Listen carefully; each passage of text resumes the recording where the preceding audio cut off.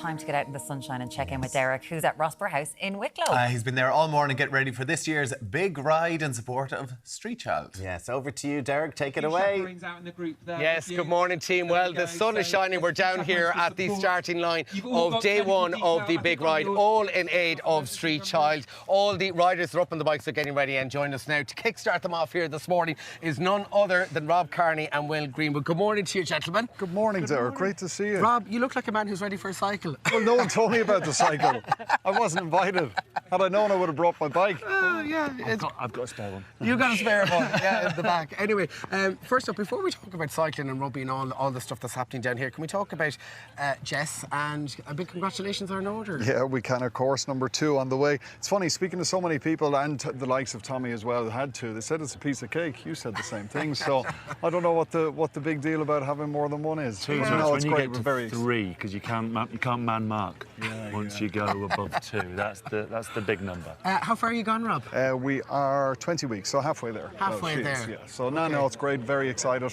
And little Bobby going to be a big brother. Yeah. How's he feeling about that? He doesn't know too much of it yet. His world's going to be turned upside down for a few weeks, but he'll be fine. Yeah. Now, we're down here, of course, for a very special cause, the Big Ride 2025, all in aid of Street Child. It's a big day down here. Yeah, it's a huge day, and listen, an amazing charity. As we know, they go to different locations every year. Ireland lucky enough to host it this year in Wicklow. Beautiful day.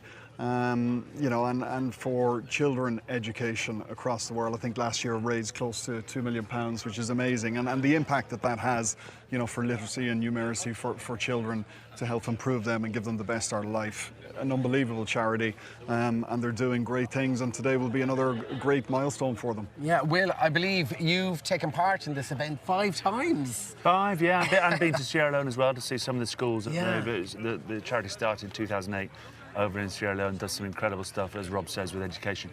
And one of the phrases we like to use, that talent is distributed equally, but opportunity isn't.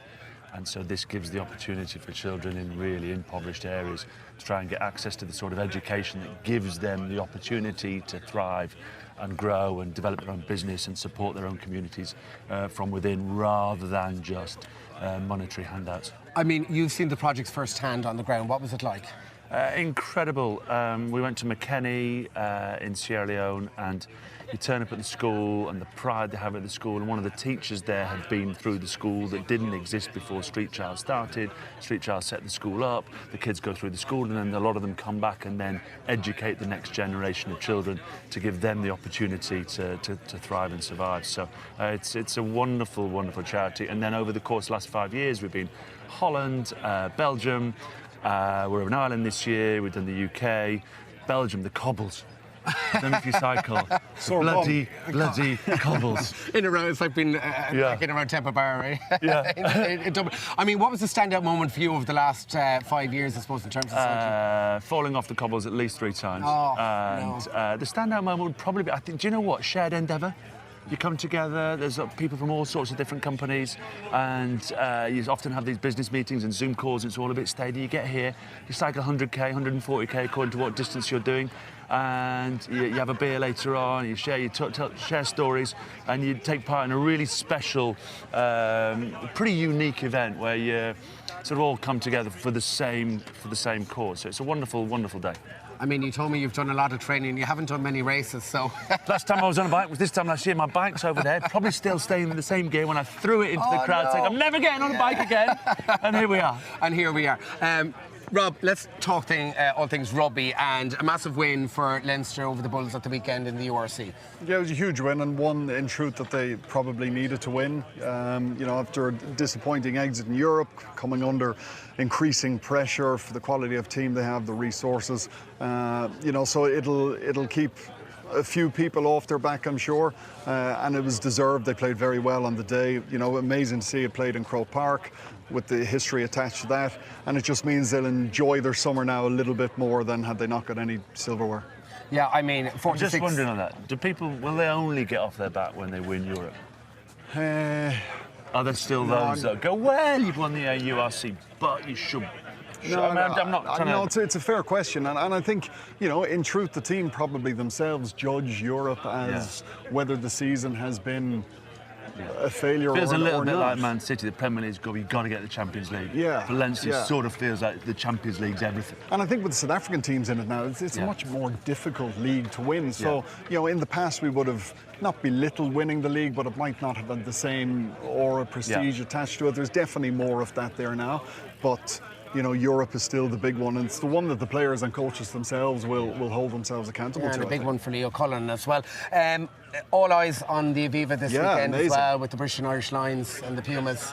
How do you think we're going to do in that? Listen, I think, firstly, it's unbelievable. It's the first time Lions have ever played in Dublin, and it's on the same year as the IRFU celebrate 150 years. It's exciting for them, isn't it? That first week you come together, meeting people for the first time.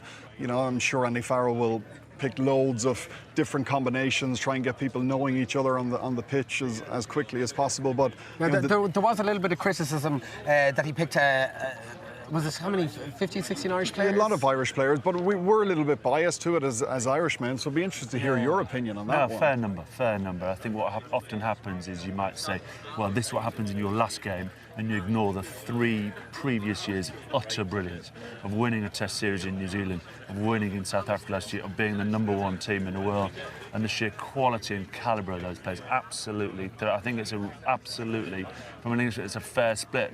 We're delighted to have 13 on the plane at the start of the Six Nations. There's a view we might only get 5 or 6.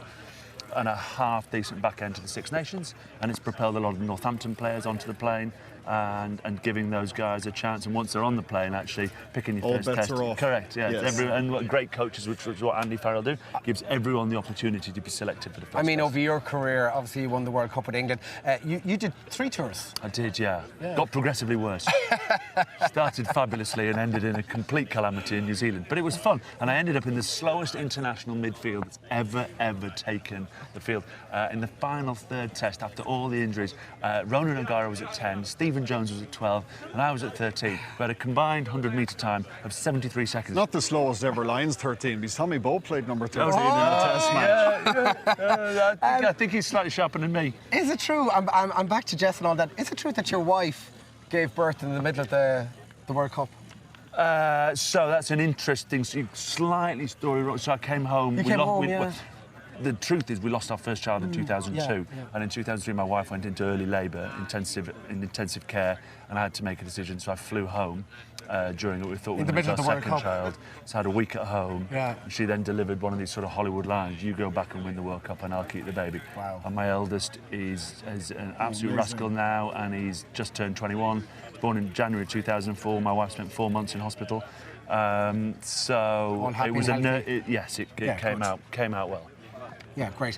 Right, I know we're going to kick off here this morning. Have you got your bike ready? Have you got the wheels actually pumped? No, that was Lee. Lee's done all that. Lee's done all that for you. I've got a fluff around the corner. All right, you go get on your bike because, Rob, I believe your old teammate Tommy wants to have a quick word with you down the line. Well, normally I'm trying to turn the volume on Tommy Bowe down. But I better turn him up on this occasion. Tommy, my dear friend, how are you?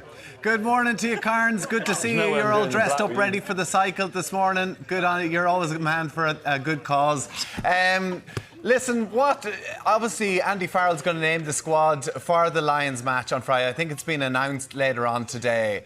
What are you expecting from this Argentina team? Do you think that it's going to be a potential banana skin for the Lions?